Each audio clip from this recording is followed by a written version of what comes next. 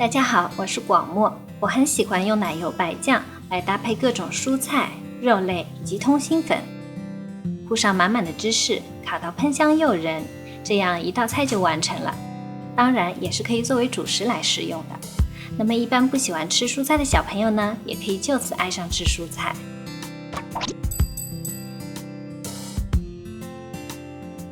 那今天这道芝士奶汁烤菜呢，我们会用到的食材有胡萝卜、洋葱、西兰花，这里还有蘑菇、通心粉，这边还准备了火腿。那如果你不喜欢火腿，其实我们可以用其他的食材来替代，比如说用鸡腿肉也是可以替代的。那现在我们先开始处理，先把我们的去好皮的胡萝卜直接切块，洋葱一样，我们也是把它切成小块。西兰花呢，我们一颗切下来的话，还要把它分小颗一点。蘑菇因为在它煮熟的时候它会出水，所以呢，一般我们一切丝就可以了。那这边的火腿呢，我们可以把它切成片状。那现在我们先把刚才切好的蔬菜做一下处理。那这几个蔬菜当中呢，就是胡萝卜和西兰花都需要做一下汆烫。那胡萝卜它煮的时间稍微略长一点没关系，所以我们在煮沸的水里面先把胡萝卜放下去，胡萝卜翻滚的差不多，大概半分钟左右到1分钟都可以。西兰花呢，它本身是绿色嘛，其实而且它是很容易熟的食材，所以我们只需要把它略微的汆烫就可以了。那你们会看到我旁边准备了一个冷水，因为绿色蔬菜嘛，要保持它的一个漂亮的颜色，所以我们就是汆烫好的蔬菜要浸一下冷水，让它降温，这样它的颜色就不会变黄。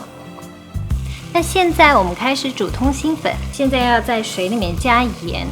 因为本身通心粉没有什么味道，在水里面加了盐可以让它的面食表面稍微沾一点点盐味。水开之后，我们现在就是把通心粉倒下去，略微的可以搅拌一下。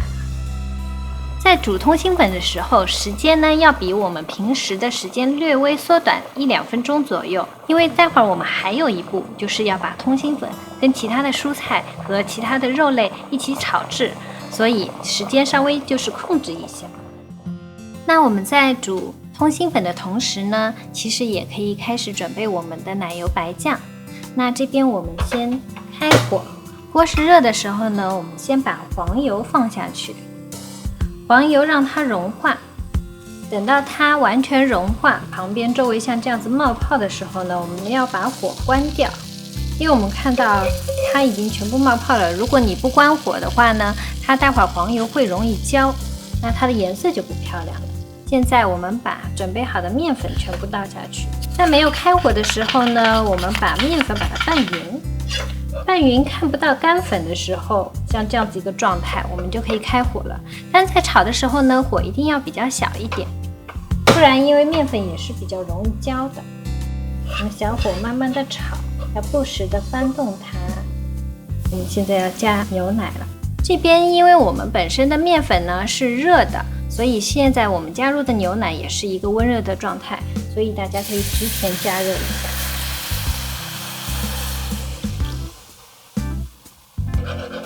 这个时候再用打蛋器把它慢慢的搅匀，整个火力也不要特别大。现在还很明显的可以看到它是一个液体的状态，待会儿它会慢慢的变成浓稠。我们在没有感觉到它有明显颗粒的同时呢，我们这个时候其实可以就是加一点盐和黑胡椒来调味。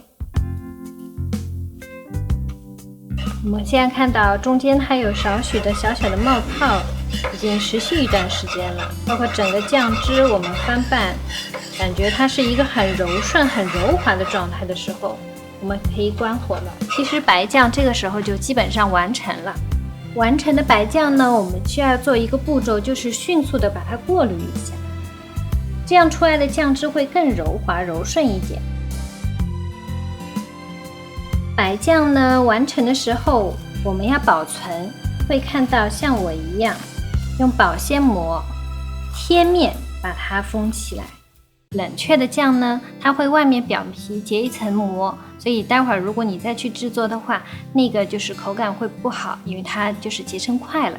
现在我们开始炒制通心粉，先开火，热锅的时候我们倒少许的橄榄油，之前我们切好的洋葱和火腿，现在就是放到锅里面去煸炒一下。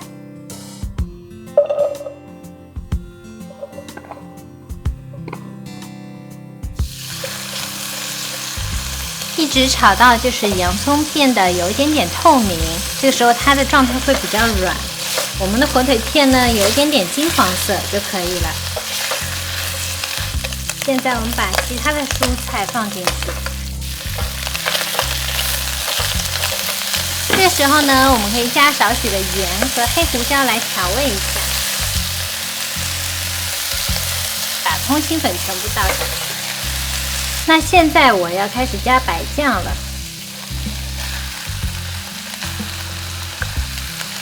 火不要太大，略微的翻拌一下，翻炒一下。现在我们看到酱汁就是均匀的包裹蔬菜和通心粉，这个时候呢，我们就可以关火，把我们的通心粉装到烤盘里面进行烤制。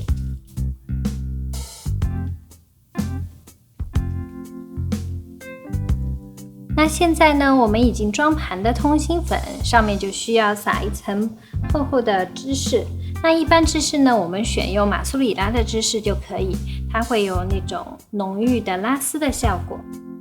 放入预热200度的烤箱，烤6到7分钟左右，表面有点金黄色就可以取出来了。可以撒一些欧芹碎，增加一些风味，这样一道芝士奶汁烤菜就完成了。趁热享用的话，可是非常美味的。